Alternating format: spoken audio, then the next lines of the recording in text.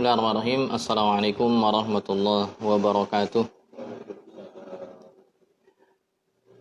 Alhamdulillahi hamdan katsiran tayyiban mubarakan fi kama yuhibbu rabbuna wa yarda. Wa asyhadu an la ilaha illallah wahdahu la syarika lah wa asyhadu anna Muhammadan abduhu wa rasuluhu la nabiyya wa la rasula ba'dah. Allahumma 'allimna ma yanfa'una wanfa'na bima 'allamtana wa zidna ilman ya rabbal alamin. Teman-teman sekalian yang dimuliakan oleh Allah Subhanahu wa taala, kaum muslimin yang semoga Allah senantiasa memberikan kita taufiknya. Sebagian teman-teman yang hadir di sini, sebagian yang ikut pengajian secara offline untuk kesempatan malam hari ini berada di tempat atau kediaman Bang Zulkarnain, yang kemudian selanjutnya saya pribadi secara khusus berterima kasih kepada teman-teman sekalian, terutama untuk kali ini kepada Sahibul Bait, kepada Bang Zulkarnain yang telah menyediakan tempat untuk pengajian kali ini.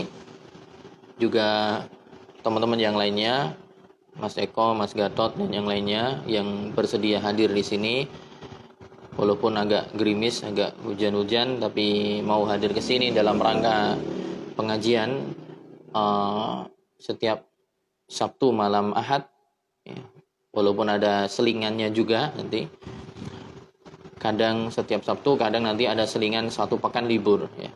Masih bersama Isyruna dhabitan fir riba, masih bersama artikel 20 kaidah dalam riba atau dalam perkara riba. Di sini riba yang riba buyu', yaitu riba yang berlaku dalam tukar menukar barang, yang ditulis oleh Syekh Profesor Dr. Khalid Ibn Ali Al-Musyaiki hafizallahu taala, salah satu dari muridnya Syekh Muhammad bin Shalih Al-Utsaimin, juga guru besar di Qasim University di Saudi Arabia. Di pertemuan yang lalu kita telah membaca beberapa kaidah tentang riba, dan terakhir kemarin di kediaman Bapak Anto sudah, kalau tidak keliru, sampai kaidah yang ke-12. Mungkin saya ulangi dua kaidah dulu, kaidah 11 dan 12 agar tidak lupa. Di kaidah yang ke-11 kemarin dikatakan kullu ma haruma fihi tafadul haruma fihi nasa lal aksu.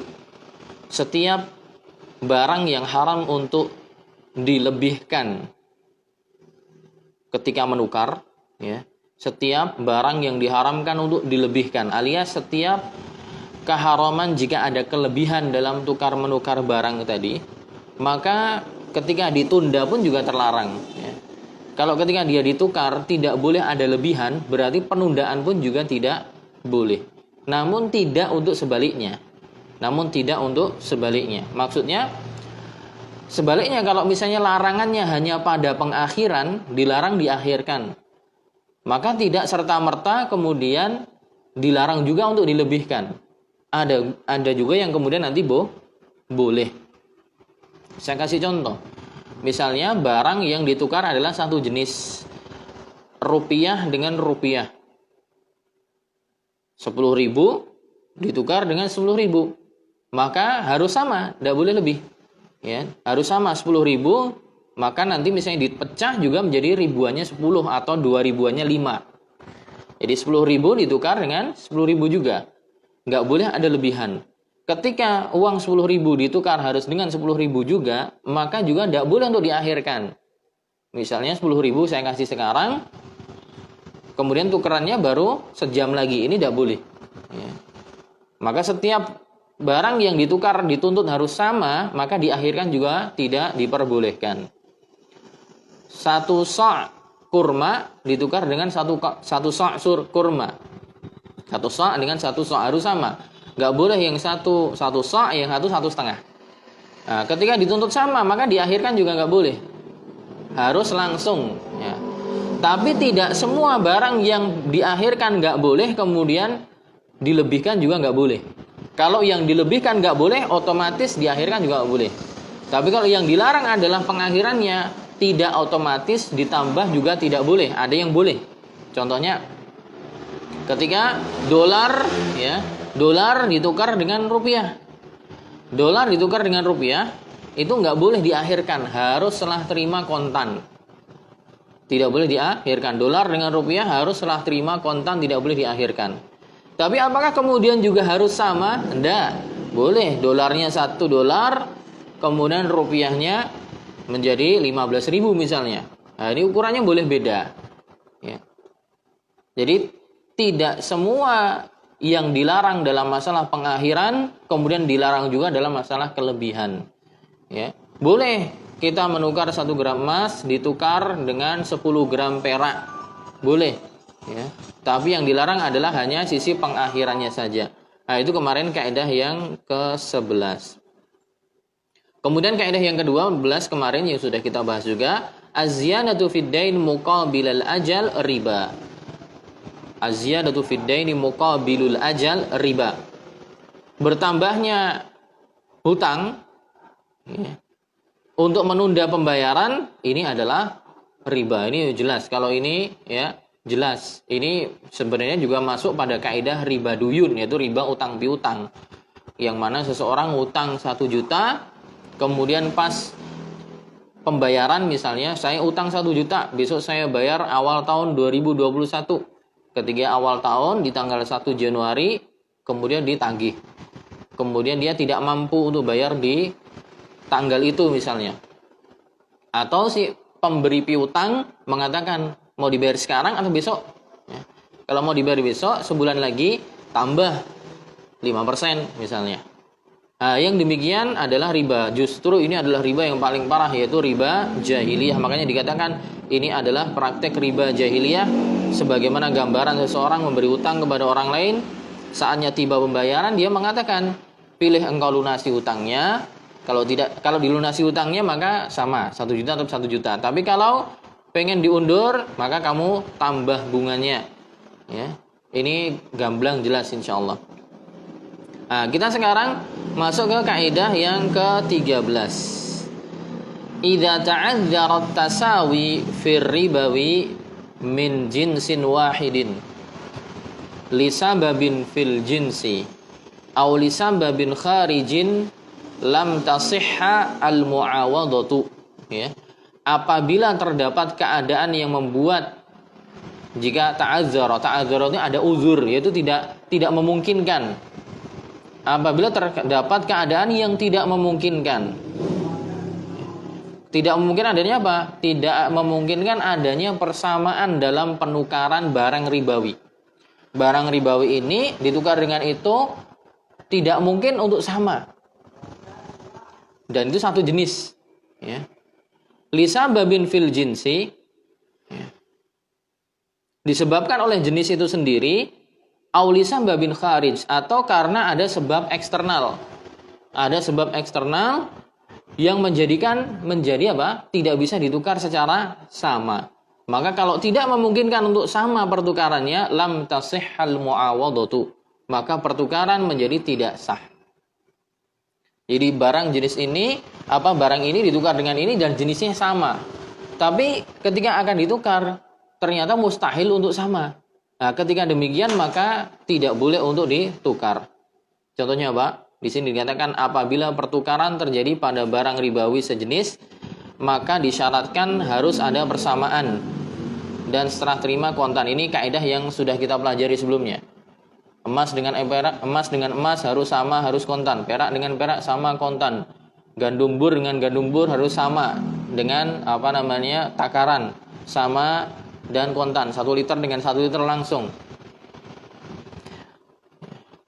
Oleh karena apabila tidak sempurna persamaan jumlah barang disebabkan jenis barang itu sendiri atau barang lain, maka tidak sah pertukaran.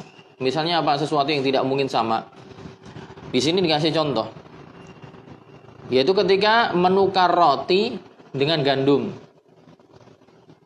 Roti dengan gandum. Kalau kita ya nasi matang dengan beras. Nah, itu nanti masuk dalam pembahasan gimana hukum menukar barang yang satu sudah berubah wujud karena proses. Entah proses masak atau entah proses yang lain. Nah, di sini terdapat cacat persamaan jumlah barang. Kenapa? Karena ketika di sini dikasih contoh roti ditukar dengan gandum, maka menjadi beda.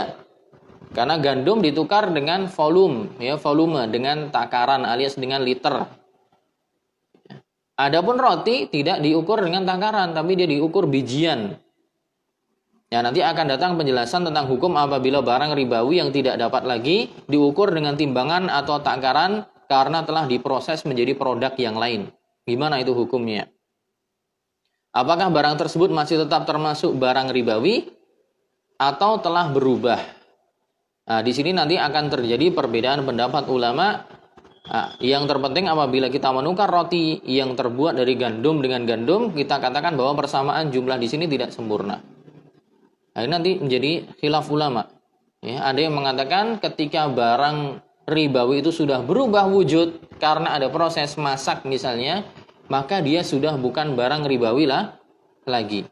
Ya, salah satu diantaranya yang membolehkan dari ulama mutaqaddimun, ulama di masa lampau adalah Imam Malik.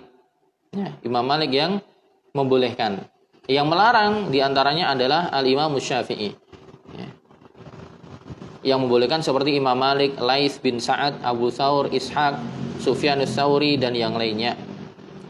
Adapun Imam Syafi'i dan yang lainnya mengatakan tetap tidak boleh. Ya. Bagi yang mengatakan boleh karena barang ini sudah berubah wujud. Roti dimasak, gandum dimasak udah jadi roti. Ya. Gandum dimasak udah jadi roti. Beras dimasak udah jadi bubur. Juga sudah jadi nasi. Apalagi sudah jadi nasi goreng dan yang lainnya. Tapi berarti bagi yang melarang ya dalam mazhab Syafi'i, berarti mereka tidak boleh nuker beras dengan nasi goreng. Bagi yang kemudian condong kepada mazhab Syafi'i ya, atau pendapatnya Imam Asy-Syafi'i dan yang lainnya, berarti kalau mereka misalnya pesan nasi goreng kok nanti bayarnya dengan beras, tidak boleh. Tidak diperkenankan. Pesan roti, kemudian bayarnya dengan gandum, tidak boleh. Pesan apa nanti? Apa lagi ya? Ya sudah berubah.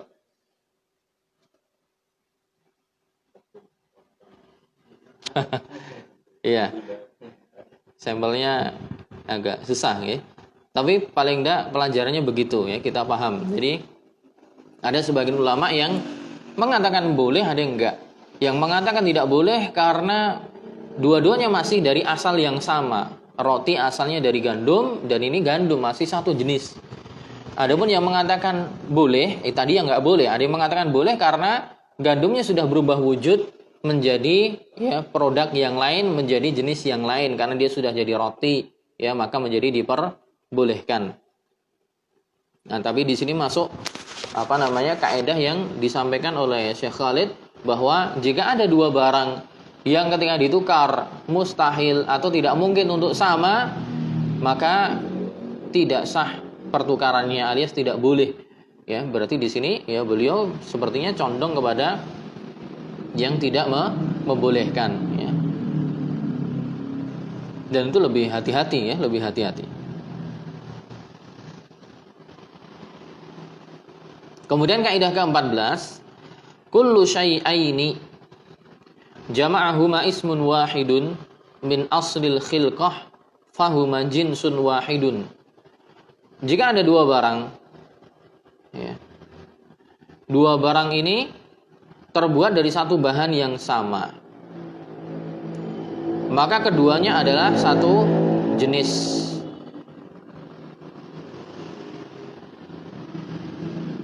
Atau dua hal yang dua barang ini dikumpulkan atau masuk kategori kepada satu nama yang dua barang ini masuk kategori pada satu nama barang. Jadi ada dua macam, tapi dua macam ini masih dikumpulkan dalam jenis yang sama. Gitu. Dua macam ini masih dikumpulkan dalam jenis yang sama. Maka dia tetap masuk jinsun wahid, dia masih kategori satu jenis yang sama. Fal jinsu ma lahu ismun khas yashmalu anwa'an. Maka jenis itu maksudnya adalah sesuatu yang memiliki nama khusus dan jenis ini mencakup berbagai ragam macam, ya, berbagai macam ragam dan macam. Wa nau'u huwa syamilu li asya' mukhtalifah bi ashkhasiha. Adapun yang dimaksud tipe atau macam mencakup semua item dengan karakter yang berbeda-beda. Ini untuk kaidahnya mungkin agak susah dipahami langsung, contoh kita akan paham. Intinya jika ada satu jenis barang, tapi jenis ini punya berbagai macam ragam, maka ragam-ragam yang berbeda ini tidak berpengaruh, tetap dia masuk kategori jenis ini, ya, sehingga dia tidak mengeluarkan tidak mengeluarkan ragam ini dari jenis yang pokoknya. Ya mudahnya kalau kita bilang ini jenis beras, maka macamnya tadi ada rojolile, ada beras C4, ada beras delangu, ada beras apa. Jenis yang rojolile, C4, delangu dan yang lainnya ini ragamnya, tapi dia masih di bawah satu jenis yang sama gitu. Sama dengan kurma, ya. Kurma itu satu jenis barang, jenis makanan, tapi dia punya ragam yang banyak. Ada kurmanya Tunis, ada kurma sukari, ada kurma Barhi, ada kurma Emirat, ada kurma Mesir, ya. Walaupun macam-macam ragamnya berbeda-beda, tapi dia masih di bawah jenis yang sama, maka dia masih masuk kategori satu jenis itu.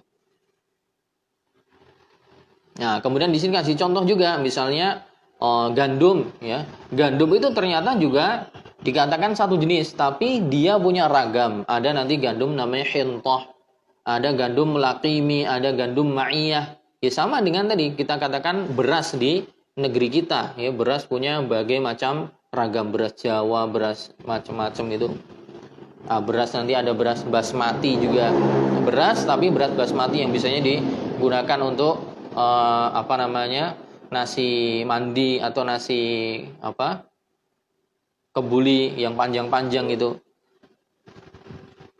Nah, seperti itu. Jadi gandum juga punya dia jenis gandum, jenis gandum tapi dia punya berbagai macam.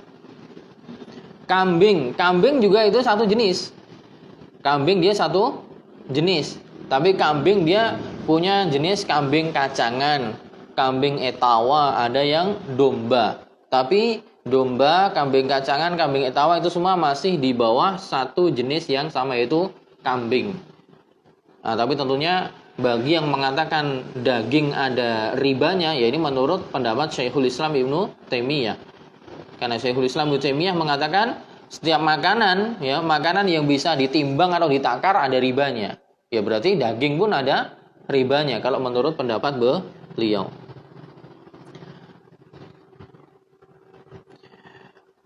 Nah, karena kita sudah tahu tadi gandum punya banyak jenis. Gandum punya hintoh, ma'iyah, laqimi misalnya, ya. Beras C4, rojolele dan yang lainnya. Maka misalnya contoh kasus, ada gandum yang ragamnya namanya hintoh.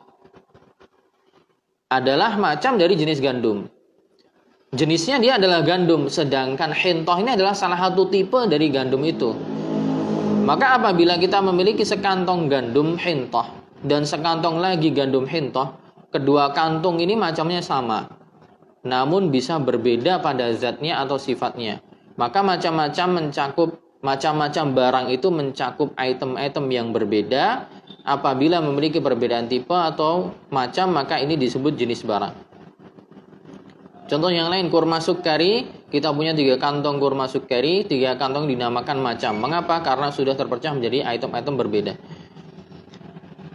Poinnya bukan di situ, ya. Telah kita bahas bahwa pertukaran barang yang sejenis tidak melihat kepada perbedaan macam.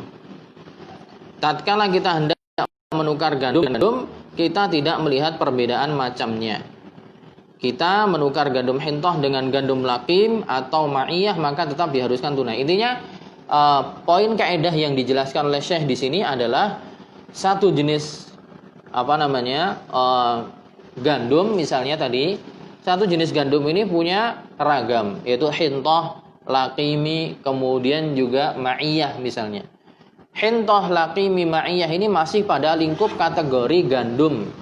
Maka walaupun ragamnya berbeda, ketika kita nukar hintoh dengan laqimi atau laqimi dengan ma'iyah, tetap harus dipersyaratkan harus sama dan harus langsung.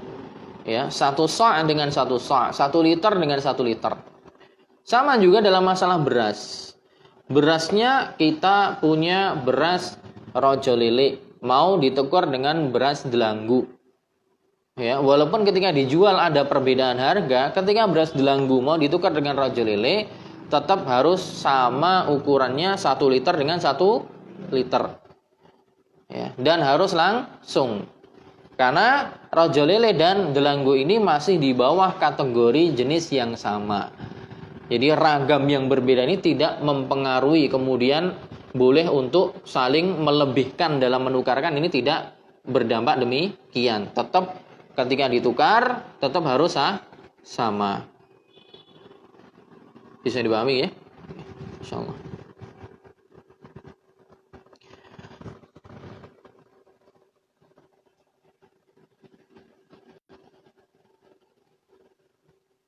Kaidah yang sama juga garam ya.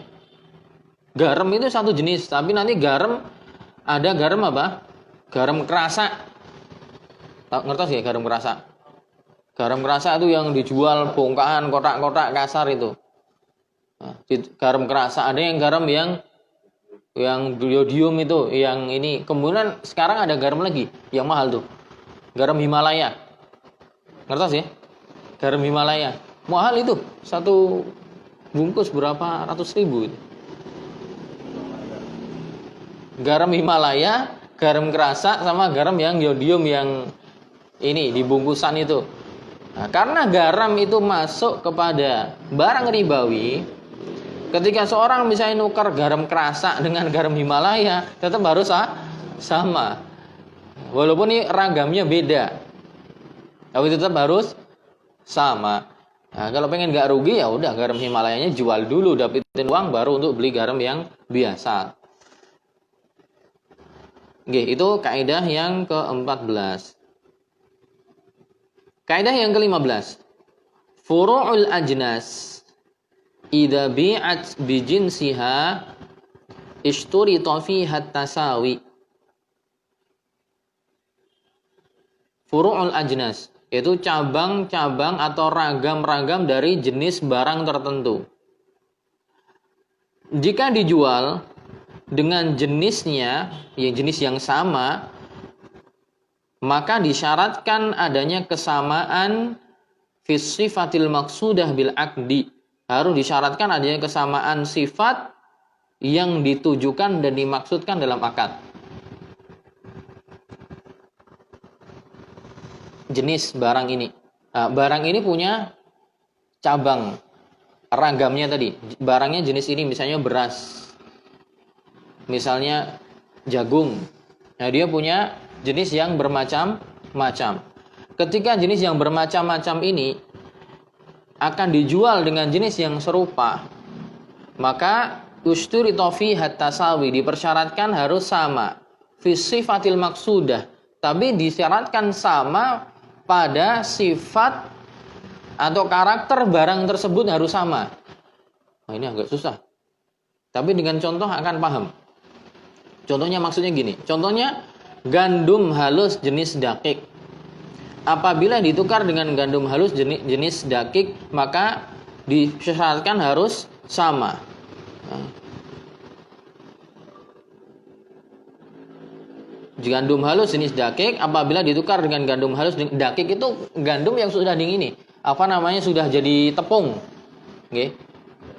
Jadi sudah digiling, dia sudah jadi tepung.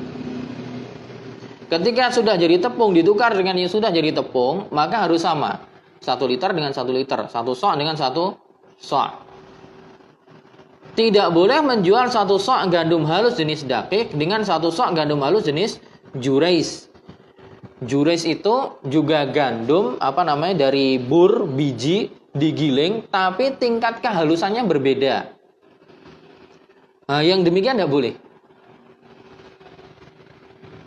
Berarti sifat karakter dari barang tadi walaupun jenisnya sama, tapi kalau fisiknya beda, itu menjadi tidak diperbolehkan. Nah, kita tarik aja contoh dalam masyarakat kita kan pakai beras. Berarti kalau jenengan nuker 1 liter beras yang biasa, biji, ditukar dengan 1 liter tepung beras, itu tidak boleh. Tidak diperbolehkan. Kenapa? Karena yang 1 liter beras yang biasa ini masih bijian. Yang ini udah jadi tepung. Tentu nanti hasilnya akan beda. Dia masih satu jenis, tapi sifat dari jenis yang ini sudah beda. Ini belum digiling, yang ini udah digiling. Ya. Sama juga misalnya jagung gitu. Misalnya mau nuker jagung yang masih bijian, misalnya ada yang ditukar dengan jagung yang sudah semi dihancurkan, yang biasanya untuk pakan ternak. Nah, karena jagung itu bisa dikiaskan dengan beras atau jagung dikiaskan dengan gandum, makanan ya, sebagai makanan yang bisa ditakar, maka dia tidak boleh jagung yang masih butiran biasa dengan jagung yang sudah dihancurkan, atau terlebih lagi yang sudah jadi tepung. Nah, ini tidak diperkenankan karena sifatnya beda. Nah, jadi kalau misalnya mau nuker nanti bisa sama dan diperbolehkan, yaitu nanti beras yang masih biji ditukar dengan beras masih biji. Berarti juga tidak boleh kalau kita nuker beras yang masih ada gabahnya, masih gabah. Misalnya 1 karung gabah ditukar dengan beras setengah karung. Nah, ini juga tidak boleh karena di situ ada kemungkinan tidak sama ukurannya, dan biasanya kan cuma perkiraan. Ya, biasanya cuma perkiraan. Nah, ini tidak diperkenankan. Nah, biasanya kalau di kampung itu, kalau giling beras, biasanya kita bawa gabah, kemudian kalau di kampung saya dulu pernah dapati ya, di kampung Simbah saya. Jadi biar nggak nunggu lama, pihak tukang gilingan beras itu sudah sedia beras yang udah jadi. Jadi kita tinggal bawa yang masih masih ada kulitnya, gabah, kita bawa karena nunggunya nggak mau lama, udah tinggal ngambil yang sudah digiling, udah terkelupas ininya. Dan biasanya mereka mengira-ngira. Kalau beras jenis ini biasanya 1 karung itu nanti hasilnya sekian kilo misalnya, atau sekian liter. Nah, karena nggak mau nunggu lama, kemudian kita taruh aja itu gabahnya, kemudian kita langsung ngambil beras yang sudah digiling. Ini juga termasuk tidak diperbolehkan. Ya, tidak diperkenankan yang demikian. Ya, karena ini sama aja tukar beras dengan beras. Cuman yang satu masih ada kulitnya, yang satu sudah terkelupas alias sudah digiling. Nah, di sini dikasih contoh demikian. Kalau ada orang yang nuker gandum yang jenis dakik, yaitu yang gandum yang sudah digiling, sudah halus jadi tepung, tapi ditukar dengan yang jurais yang sudah jadi tepung tapi masih semi kasar, ini tidak boleh ya, karena nanti ada kemungkinan besar tidak samanya takaran. Itu kaidah yang ke-15.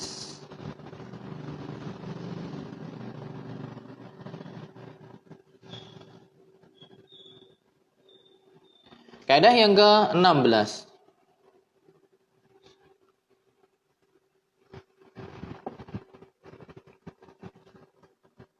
Nah, kaidah yang ke-16 ini berkaitan dengan kaidah yang ke-12 tadi yang disebutkan, yang gandum ditukar dengan roti. Gandum tukar dengan roti, atau beras tukar dengan nasi kuning, atau beras ditukar dengan nasi goreng, atau beras ditukar dengan bubur. Nah, kaidah yang ke-16, ma kharaja 'anil quti bis-sun'ah falaysa biribawiyyin bal huwa jinsun qa'imun binafsihi. Bahan makanan yang sudah diubah menjadi produk lain, maka dia bukan lagi termasuk barang ribawi. Nah, berarti ini kaidah yang mengikuti pendapatnya Imam Malik, kemudian Imam Laits bin Sa'ad dan yang lainnya. Jadi bahan makanan yang sudah diubah menjadi produk lain maka bukan lagi termasuk barang ribawi. Bal huwa jinsun qaimun binafsih, akan tapi dia sudah menjadi jenis barang tersendiri. Pendapat Imam Malik, Laits bin Sa'ad ini yang dipilih oleh Ibnu Taimiyah, ya. Dipilih oleh Syekhul Islam Ibnu Taimiyah. Kaidah ini berdasar pada pendapat Syekhul Islam Ibnu Taimiyah. Adapun pendapat yang masyhur dari mazhab Hambali, pendapat yang masyhur, pendapat yang terkenal dalam mazhab Hambali sendiri, Ibnu Taimiyah itu mazhabnya Hambali, ya. Beliau menjadi imam, menjadi mujtahid karena beliau belajar dengan pondasi mazhab Hambali. Cuman karena beliau, ya, ada yang mengatakan beliau itu mujtahid mutlak, yaitu levelnya selevel imam-imam yang sebelumnya. Sehingga walaupun pada dasarnya beliau membangun keilmuannya dengan pondasi mazhab Hambali, akhirnya kemudian setelah beliau menjadi mujtahid yang independen, akhirnya beliau terkadang banyak masalah-masalah yang menyelisih mazhab Hambali itu sendiri, ya. Jadi tidak masalah untuk orang level sekelas beliau, tidak ada masalah, ya.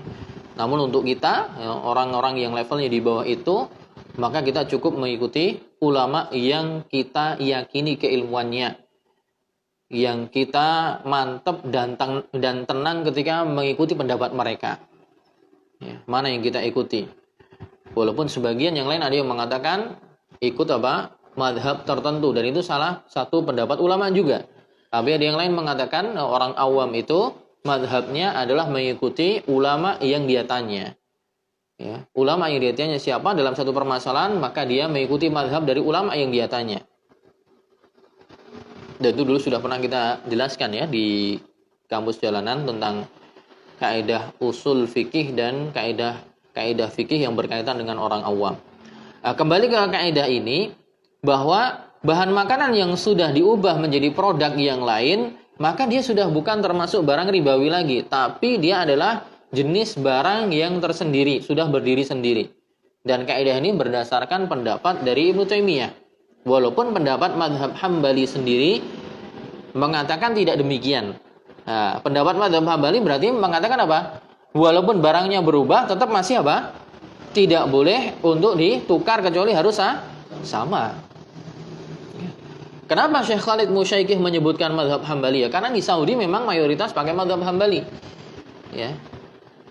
Di sana pakai mazhab Hambali. Bahkan sekarang kampus-kampus di Saudi untuk jurusan agama, fikihnya pakai fikih mazhab Hambali. Ya, ini bermazhab itu boleh, ya. Bermazhab dalam artian sebagai tangga untuk belajar. Sebagai tangga untuk belajar memahami agama itu boleh, ya. Dan itu jalur yang sudah dituntunkan oleh para ulama sejak dulu sampai sekarang. Dan yang bolehkan juga ulama-ulama sekelas Syekh bin Baz, Syekh Muhammad bin Ibrahim dan yang lainnya, ya. Dan itu bukan sesuatu yang keliru. Yang keliru itu ketika bermadhab kemudian fanatik, itu yang keliru. Fanatik buta, kemudian tidak mau dikoreksi, kalau tidak pendapat ini maka tidak, itu yang keliru. Tapi menempuh pendidikan dengan mempelajari, ya, buku-buku dalam mazhab tertentu, membangun pondasi keilmuan dengan yang demikian, justru itu jalannya para ulama sehingga mereka nanti mencapai derajat mujtahid. Di Saudi Arabia untuk SMP itu pakai fikih Hambali dasar, ya. Pakai Umdatul Fiqh oleh Ibnu Qudamah. Kemudian di SMA mereka pakai Zadul Mustaqni', ya. Kemudian di kuliah mereka pakai Ar-Raudul Murbi'. Itu semua adalah tingkatan silsilah di dalam memahami agama, dan terutama masalah fikih dengan panduan buku-buku dalam mazhab Hambali. Dan di Saudi memang demikian, ya, para ulamanya lebih condong mengikuti mazhab Hambali. Baik, kembali ke masalah ini. Jadi kalau Syekhul Islam mengatakan barang ini sudah berubah, dimasak, maka sudah tidak sama lagi. Adapun pendapat yang masyhur dalam mazhab Hambali mengatakan tetap masih sama. Ya, ketika tetap masih sama, maka ditukarnya harus sama juga. Tapi karena nggak memungkinkan, yang satu sudah jadi nasi, yang satu masih beras, yang ini beras, ini sudah jadi nasi kuning, sudah jadi nasi goreng, yang ini gandum, ini sudah jadi roti, tidak mungkin untuk ditukar, maka berarti sedari awal nggak boleh untuk ada pertukaran. Ya. Namun dalam mazhab Hambali sendiri sejatinya ya larangan untuk menukar barang yang sudah berubah wujud itu juga tidak mutlak. Ada yang boleh juga. Makanya dijelaskan di sini. Jadi adapun pendapat yang masyhur dari mazhab Hambali bahwa hal itu tidak bersifat mutlak. Ada dua jenis keadaan. Satu jenis barang ditukar dengan jenis barang yang lain, tapi juga boleh walaupun dia sudah berubah wujud. Contohnya, pertukaran dengan jenis yang lain, meskipun barang aslinya satu, barang asalnya satu, ya, gandum, sama-sama gandum, tapi gandum yang ini diolah jadi roti, gandum yang ini diolah jadi bubur. Nah itu boleh, yang demikian boleh. Berarti kalau kita tarik dalam sampel kita, barang yang ini sudah jadi nasi kuning, yang ini jadi apa? Bubur ayam. Sama-sama asalnya dari beras. Berarti boleh ketika nasi kuning ditukar dengan bubur ayam. Ini menurut apa? Yang masyhur dari pendapat Hambali, ini masih dirinci, ya. Yang tidak boleh adalah pertukaran jenis yang sama seperti roti dengan roti, bubur dengan bubur, maka dalam ini diharuskan sama. Kalau roti dengan roti ditukar, bubur dengan bubur, yang bubur ini kan perubahan dari bentuk asalnya beras. Ketika ini bubur dengan bubur, maka ketika ditukar juga harus sama. Tapi kalau bubur ya ditukar dengan nasi yang udah jadi, maka silakan tidak sama, tidak mengapa. Intinya ada Ibnu Taimiyah, dia berdiri sendiri. Barang yang sudah berubah wujud, dia katakan sudah jadi barang yang berbeda, maka silahkan ditukar dengan barang asalnya. Nasi ditukar dengan beras, tidak ada masalah. Nasi ditukar dengan bubur, tidak ada masalah. Tapi dalam mazhab Hambali mengatakan tidak boleh. Tapi tidak bolehnya juga bukan mutlak. Ya, tidak bolehnya ada rincian. Adapun barang asalnya ketika berubah jadi dua barang yang berbeda, satu nasi, satu bubur, maka boleh. Yang satu roti, yang satu bubur, maka boleh, asalnya gandum. Tapi kalau berubahnya jadi wujud yang sama, gandum berubah jadi roti, gandum berubah jadi roti, maka roti dengan roti itu harus sama. Maka misalnya nasi berubah jadi bubur dengan bubur juga, maka juga harus sama. Ketika berbeda ukurannya, ini menjadi yang tidak diperkenankan. Jadi yang paling penting diperhatikan dari kaidah ini adalah apabila barang yang lazim ditakar atau ditimbang sudah berubah lantaran diolah menjadi produk yang baru, apakah masih tetap menjadi termasuk barang ribawi? Menurut Syekhul Islam Ibnu Taimiyah, barang yang ditimbang atau ditakar yang sudah berubah lantaran diolah menjadi produk yang baru, maka sudah bukan barang ribawi lagi, meskipun dijual dengan yang sejenisnya. Ya. Seandainya kita tukarkan satu sok gandum yang sudah diubah menjadi roti dengan dua sok gandum yang masih asli, maka hal ini boleh menurut Syekhul Islam Ibnu Taimiyah. Karena beliau mengatakan bahwa gandum yang sudah diolah menjadi roti bukan lagi termasuk barang ribawi. Contoh lagi pada barang yang ditimbang, Syekhul Islam Ibnu Taimiyah tidak memandang adanya illat pada barang yang ditimbang. Nah, ini nggak usah saya baca.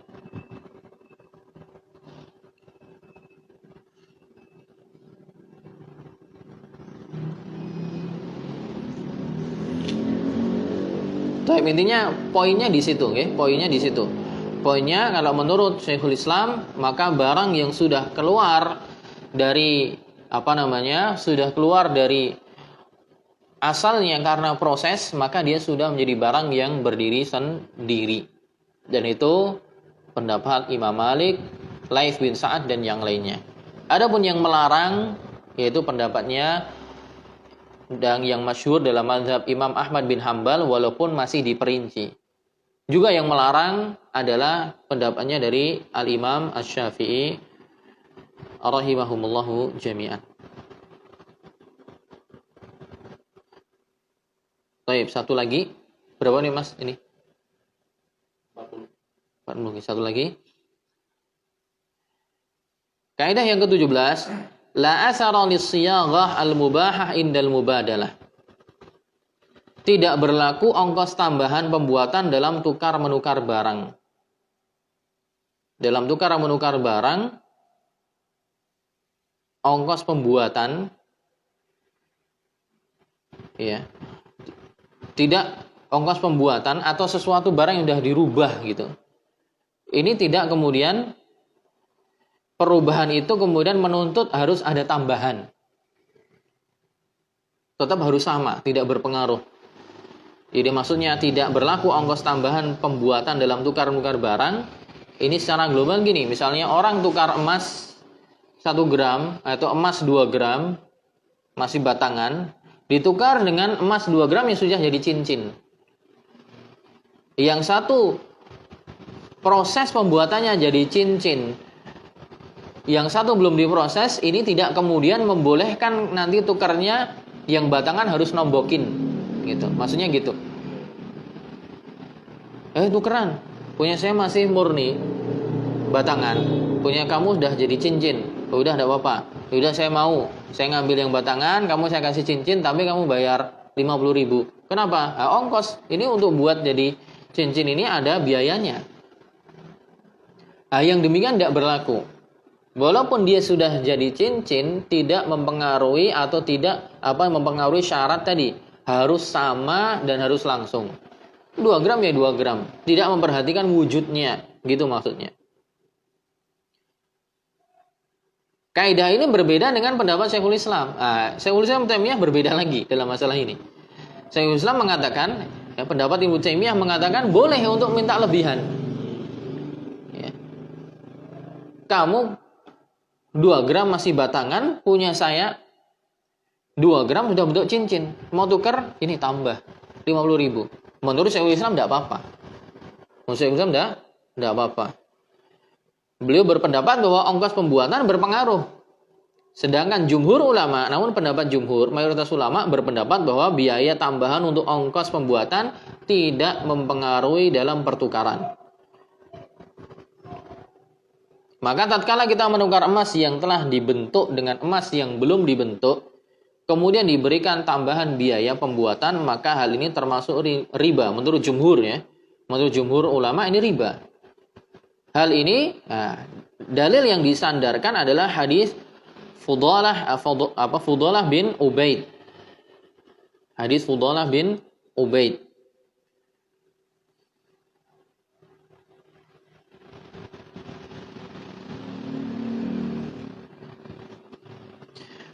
Hadis Fudalah bin Ubaid, annahu ishtara qiladatan bidanarir fiha kharzun. Jadi Fudalah bin Ubaid itu pernah membeli cincin emas. Qiladah itu bukan cincin ya, di sini diterjemahkan cincin. Qiladah itu kalung. Ishtara qiladatan bidananir fiha kharzun. Jadi disebutkan dalam hadis bahwa sahabat Fudalah bin Ubaid itu pernah membeli kalung. Kalungnya itu dibayar dengan dinar. Dinar kan apa? Uang dari emas. Dinar itu uang dari emas. Dinar uang dari emas dibayar untuk membeli kalung dari emas. Yang kalungnya ini ada mutiaranya. Jadi kalung emas tapi ada mutiaranya. Walamma fasalaha wajada ziyadah. Ketika apa?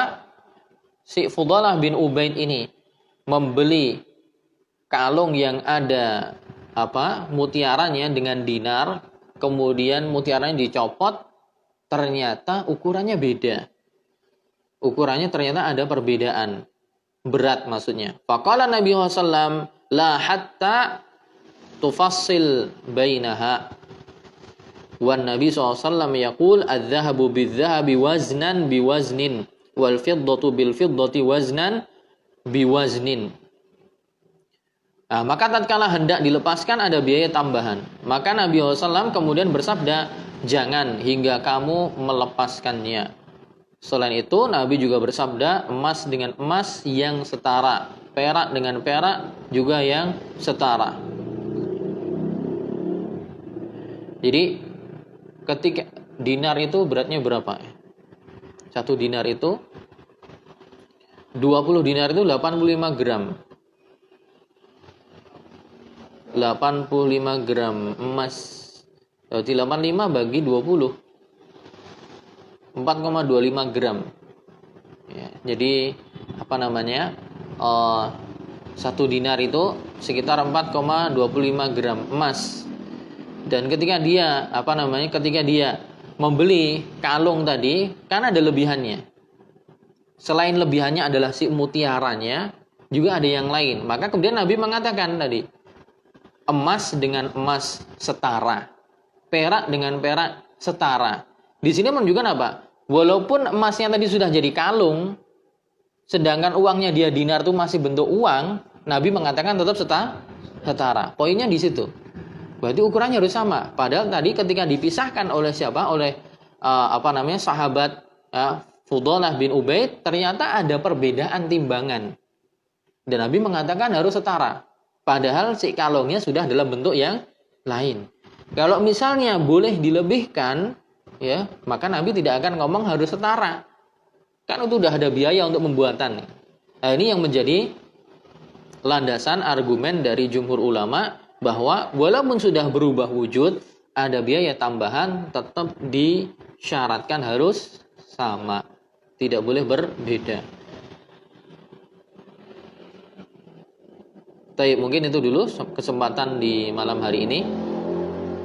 Sampai kaidah yang ke-17. Masih ada 3 kaidah lagi, kaidah ke-18, 19, 20. Insyaallah kita lanjutkan di pertemuan yang akan datang. Terima kasih banyak sudah mau mendengarkan, belajar bersama. Semoga ini menjadi pemberat timbangan amal kebaikan kita semua di yaumul qiyamah. Jazakumullahu khairan. Subhanakallahumma wa bihamdika asyhadu an la ilaha illa anta astaghfiruka wa atubu ilaik. Assalamualaikum warahmatullahi wabarakatuh.